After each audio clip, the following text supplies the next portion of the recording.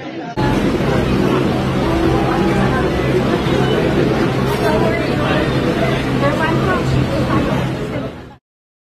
ikalawang gabi nga ng wake ni Ricky Davao ay dumalaw na itong sina Janine Gutierrez kasama ang kanyang mga kapatid, pati itong si Jericho Rosales.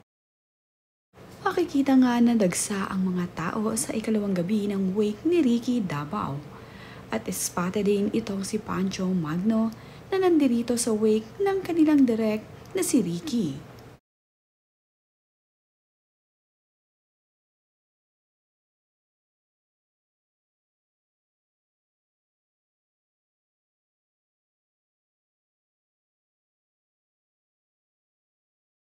Ang asawa naman ni Ricky Davao na si Jackie Lou Blanco ay always present sa wake ni Ricky Davao. Nandito nga siya upang pagbibigay pugay na rin dito kay Ricky Davao at tinutulungan na nga rin niya ang mga anak sa pag-asikaso sa mga bumibisita na mga kaibigan nila at kaanak. Patid na nga rin itong si Max Collins sa wake ni Ricky Davao at nandito na rin ang matatalik na mga kaibigan sa industriya ng showbiz ni Ricky kagaya ni Edu Manzano.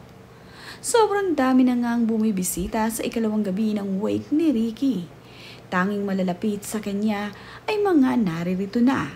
Kagaya na nga lamang nitong si Tirso Cruz III na nandito na rin. Marami pa nga sa mga kaibigan niya sa industriya ng showbiz ang dumalaw sa ikalawang gabi ng wake ni Ricky.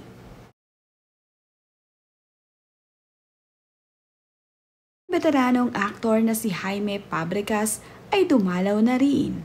Mayroon pa ngang nagpakuha ng litrato dito sa kanya.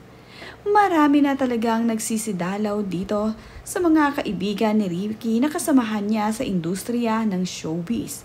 Talagang sobrang daming nagmamahal dito kay Ricky. Kabilang na nga rin sa dumalaw sa ikalawang gabi ay itong si Dingdong Dantes. Pati itong si Patricia Javier ay nagpakita na rin dito sa wake ni Ricky.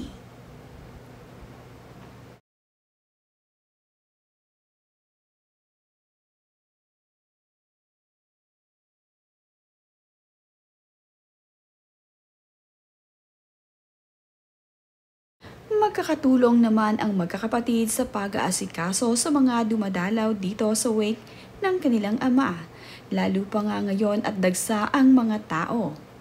Si Cesar Montano nga rin ay spotted dito sa wake ni Ricky Davao. Pati nga rin itong si Bebet ay nandito rin bilang pagbibigay pugay sa kanilang kaibigan.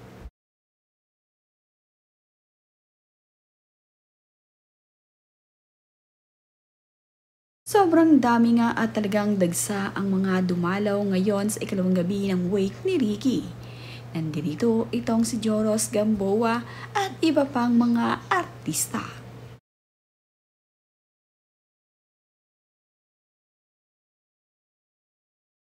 Sa ikalawang gabi nga ng wake ni Ricky Davao ay dumalaw ang mga anak ni Tirso Cruz III dito kasama niya. Kasama nga nilang nagpakuha ng litrato itong sina Ana Peleo, itong si Justin at itong si TJ Cruz. Marami pa ngang mga kaibigan ang dumadalaw.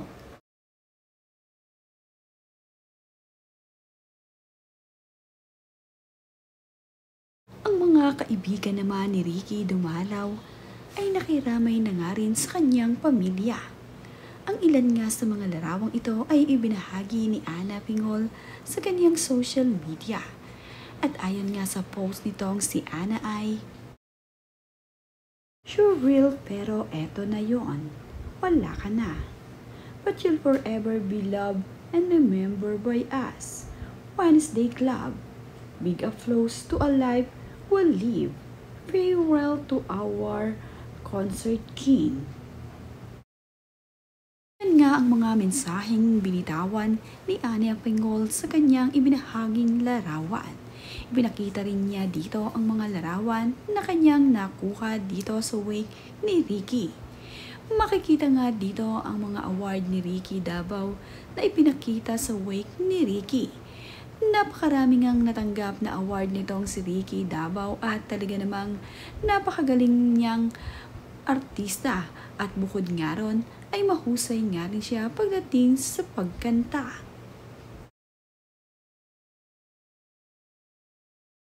Marami ngang nagmamahal dito kay Ricky Davao at patuloy nga dumadalaw ang mga ito sa kanyang wake. Hindi man nga na ipapakita ang iba sa social media ay sobrang dami nga na pumupunta sa wake ni Ricky Davao. Ang ilan na nga rin sa kanyang kapamilya ay dumadalaw dito. Pumupunta ang kanyang mga kaanak at ang kanyang mga pamangkin na dinadamayan ang kanilang mga pinsan. Mapagmahal itong si Ricky Davao at iisa nga lamang ang sinasabi ng lahat na napakabait nga raw nitong si Ricky Davao kaya naman wala silang masasabi dito. Maski sa industriya ng showbiz ay talaga namang pinupuri itong si Ricky dahil sa pagiging mabait nito. Ang anak naman ni Ricky Davao na si Justin Davao ay ibinahagi ang batang larawan ni Ricky Davao. Talaga namang makikita mo na noong bata pa lamang ay gwapong-gwapo na itong si Ricky.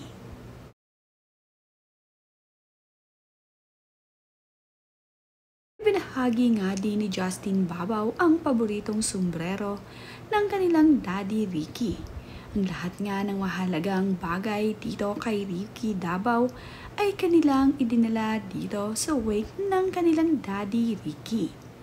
Maraming nagmamahal dito sa kanila at talaga namang nakasuporta ang mga kaibigan nila dito sa mga anak ni Ricky Davao para i-celebrate ang buhay nga raw ng kanilang tito Ricky. Marami ngang tumatawag dito sa mga anak ni Ricky na nagpapaabot ng pakikiramay.